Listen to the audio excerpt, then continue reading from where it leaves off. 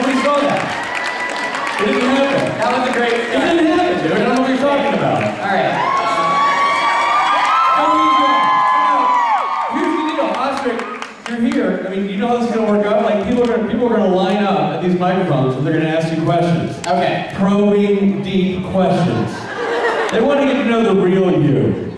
So, by the way, is it just me, or do we feel like we're at a wedding? What's with the white folding chairs? Or on a cruise ship? Anyway, so there they are. You call them out. You do what you want to do, buddy. It's your show. Osric Chau, everybody. First time. Okay, so if I messed this up, please forgive me. Let's go with questions.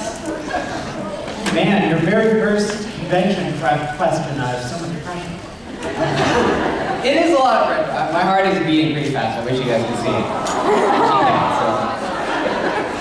So since we met him, Kevin's gone through a lot of changes, and first he was very naive, and then he went through a period where he was really confident, then he became kind of paranoid, now he's kind of starting to discover his inner badass. So, which of those versions of the character did you enjoy playing most? I think paranoid Kevin is the most fun. When I first got the original script, I'm like, okay, I've seen a lot of these roles before, stereotypical Asian American. But that would have been true if he died, on the third episode, which I think everyone thought he was going to die, including the writers themselves. And then they kept him on. It's like, okay, now we have a chance to really explore the character. And paranoid Kevin is definitely the most fun. I think with my favorite role to play ever is always like a crazy person, because you can do anything and it's not wrong. Right? So there's no boundaries, and as an actor, we have that freedom. It's fun. So paranoid Kevin for sure. Thank you. I'm Robert. Hi. My question is, what got you started into acting and stuff? Because it's just a big thing to decide to do first in my life, so I wanted to know what you got into it.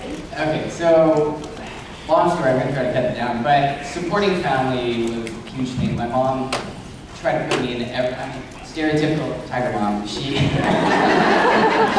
literally put me in everything. So every morning she'd go through the newspaper, Chinese newspaper, of course, and the radio. She put I have two brothers. She put us into every class possible.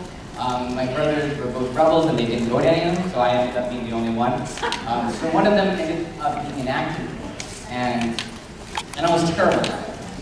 But I got an agent out of that class, and it was one thing I couldn't quit. I quit a ton of things growing up, because I had so many things that I started. But acting was one that I didn't know how to quit, because you have an agent, you go to auditions, sometimes you don't, there's no quitting. So I really give it to my agents who never dropped me. And then I got really into martial arts, and I wanted to be a stuntman. And when my agents found out that I was actually really good at martial arts, they flipped. They're like, why didn't you tell us? We could have done so much with this. And then I got my first movie I did Kung Fu movie in China for the first time after that, and it just kind of snowballed. And what helped most with acting actually was public speaking. So in high school, I was the president of the student council and the president of the Vancouver District Student Council. And so every 2 weeks I'd go out and speak to a few hundred people at a time. And I still remember that first time. It was kind of like when I just came on here. It was that feeling. But after a while, you just get really comfortable talking, and it felt pretty easy after that. Thank you. I just want to say also thank you on the show. So. Thank you very much. Hi. I don't have so much of a question as I want to say, welcome to the Supernatural family. Love Kevin Tran, and I really, really, really want him to stick around. Thank you very much. I have to say the Supernatural family is like one of the best things about this show. Well, it is the best thing about this show. Who am I kidding? I did not know anything about it, and after I got on the show and I found out and met a ton of you guys, it blew my mind, and it's definitely the best thing about the show. So, thank you.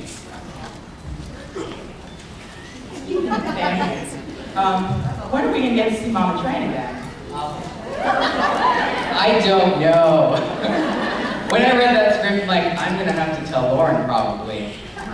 Or she's gonna ask me. I do not know how to tell her. You gotta bring her with you. I know.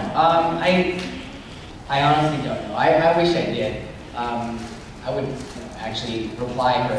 I do reply her. It's just like, I don't know. I don't talk to the writers on a day-to-day basis. I don't know if anyone knows what the writers are planning. They don't even know what they're going to do. But, you know, the door is always open. You know, it is one of those shows that you can really do anything, anytime. I mean, how many times, like Bobby came back after he died, and then he became a ghost, and then he stopped being a ghost anymore, and then he, you know, they burned him twice. Howard again.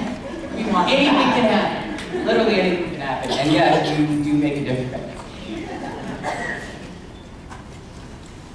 Hi. So the very first impression we had of Kevin on the show was kind of like this stereotypical Asian high school student, like you see him practicing the cello and worrying about college entrance in his AP. And obviously, you've gotten a chance to take the character and make it a lot more three-dimensional. I was wondering if you enjoyed the chance to sort of break past the stereotype, so to speak. Yeah. Again, it's quickly become my favorite character, just because you get to do such a big range, including the stereotypical stuff. I still gotta say that cello scene was the most difficult scene I've ever had to do. I don't play the cello, and they wouldn't let me sound mine, so everyone heard it. It was so bad. I don't even think it was in tune. You know, they're like, do it faster now. I'm like, no, I don't want to. So it's like 15 minutes of really weird screeching. Thank you. You're welcome. Oh my god, that's my picture. Sorry. I'm like, whoa. Okay. A lot of new stuff here tonight. So we see Kevin's mom being very supportive of Kevin. Now, you, in your real life, woke up tomorrow as a prophet of God. How would your mom handle it? My mom she barely knows what I do. She like, actually she's really good though. She's prophet Lord. It's like, you know, make sure you eat. I hope God's bringing me food. I don't know what she would say. I think she would pretend like she has an idea of what it all meant, and she just tell me to eat, tell me to dress warm. Typical mom stuff. Pretty much, and she says that to me in every possible situation. So, yeah, my mom would be my mom. She actually watched the show. But I don't think she understands it just yet. She just likes the scary stuff. Hi. So I was wondering if Kevin Tran was a Pokemon, what Pokemon? Oh! Kevin Tran is a Pokemon. Okay. That too. Oh, that's a hard question. There's so many good Pokemon. It would be one of the original 150. Do you know what type it would be at least? I think he would be a water type. Because water types are known for their intelligence.